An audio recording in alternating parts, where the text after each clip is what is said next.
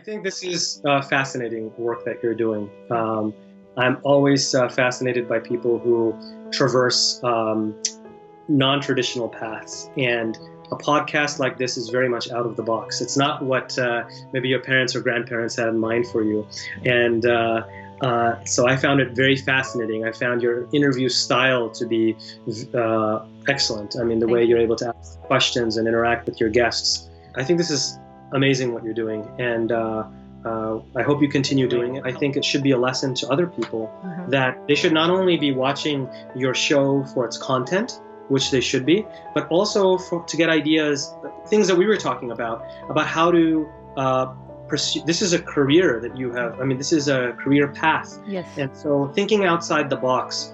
So that's what I want to applaud you for. Thank is you. that you've been able to think outside the box. So I joke that I have. I used to have scribes who were pre-med students, and I would always ask them what they were majoring in, and most of them would say molecular cell biology or biology, and I would immediately turn my face and be like, I'm not very interested, because that's what they all would study, right? Because they want to get into medicine, so they study molecular cell biology. It's very boring. It's very cookie to me.